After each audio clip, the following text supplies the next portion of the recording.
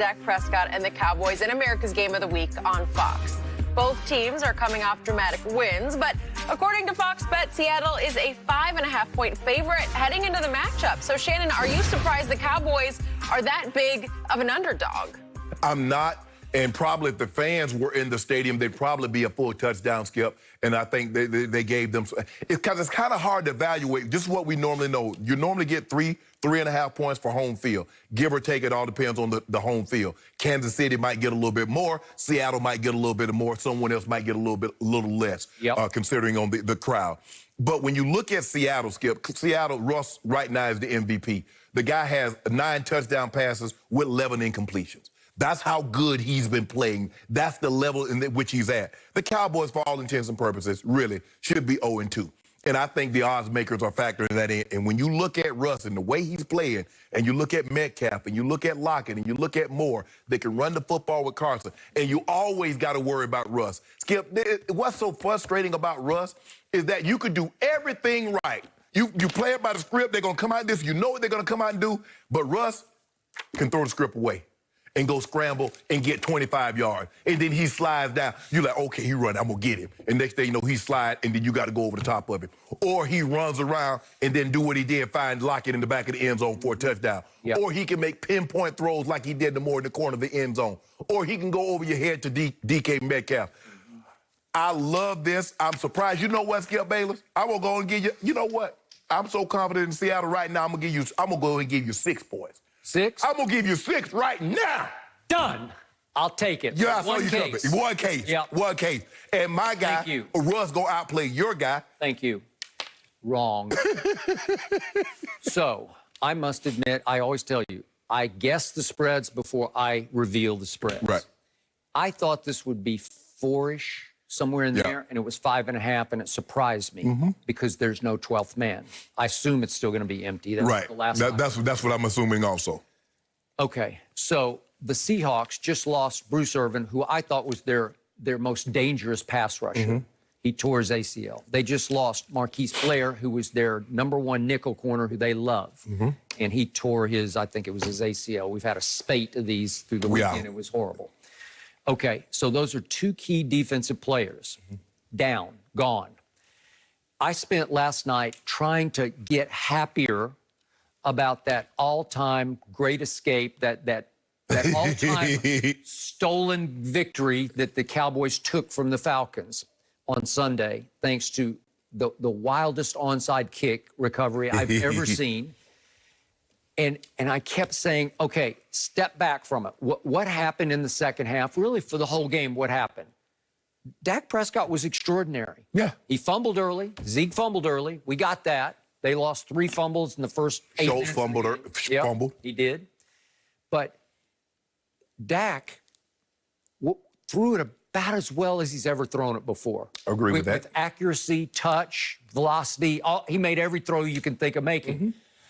All in desperation, because I always tell you, that's when he's a warrior, that's when he's at his best.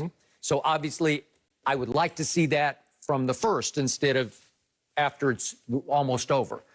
Okay, so he goes 34-47 for 450 and a touchdown. Didn't throw a pick, which is, when you're winging it all over the lot last night like that, and you don't throw 1 interception, that's pretty good, because usually he'll throw a couple when he's desperate. As long as you don't, Skip, as long as you don't get greedy and force anything, you should be fine. And Dak did a great job of not forcing it. Oh, y'all gonna give me CD Lamb for 8 yards? I'll take him. Y'all gonna give me Shades for 6? Oh, I'll take the swing to Zeke out the backfield. Schultz, excuse me. I'll throw it to him. Yeah, I'll throw it to him a bunch. He'll be my primary receiver. You got 10 targets. Yeah, 9 catches for 88 yards and a touch. I thought Zeke, once again, for the second straight week, looked like 2016 Zeke to me. He did. Whew. He was running downhill. Best body lean in the league, and it's back. He looks fitter.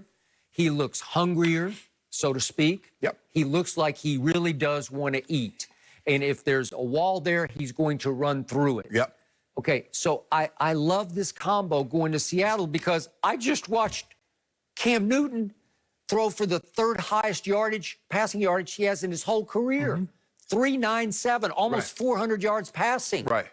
I watched him run for another, 47 yards. Because at the goal line, they couldn't stop him until the final play. Right. So they came within 1 yard of pulling off a huge upset at Seattle. Right. Dallas usually plays well against Seattle. They have a good sort of chemistry with them where they hang in with them. Right. I know they had a hard time in 2017, but I remind you, that playoff game was the first round playoff game after the 2018 season. It was at Jerry World. I thought it was the best Dak played in a big game from start to finish. The numbers aren't like huge, but he was 22 of 33 for 226 and a touchdown, 1 interception. But he ran it 6 times for 29 more yards, but they were big yards. You always talk about that third down run. Thing, 3rd and 14 from the 17 with the game hanging in the balance. Who goes QB draw? I think we might even have that. We got we it. have it. Look, up. He almost scored. He almost went John Elway helicopter into the end zone. Come on, and he runs Wags. over and through. Come on, Wags, get that man. Seahawks. This is a big, strong man who can move. I'm not saying he's quite Cam, but he's in the ballpark where this year, for the first time, Mike McCarthy is telling Kellen Moore, use his legs more. He scored 3 rushing touchdowns in the second half on Sunday against Atlanta. And I'm saying I want to see more because he's been I'm knocking on wood for him. You're going to see more. But he's durable. Has he not been durable? Hadn't missed a start. You're going to see more Russ. Russ is playing at Skip, he's playing at another level right now. So here we go again. It's just like Matt Ryan comes to Jerry World. It's you got to win it 40-38. I think they could hang 40 on Seattle's defense. I just believe that because they have that kind of firepower. CeeDee Lamb, my man, is starting to get more and more comfortable with his role, with what it feels like to be playing pro football. And when you have 3,000-yard receivers and all of a sudden, excuse me, the backup tight end is starting to look like a starting tight end, and Zeke's looking like 2016 Zeke, I think they can explode. And it sounds like Tyron Smith, the left tackle, the all-pro, they said it looks good for him off his neck injury, stinger or whatever he had, to come back. So they have...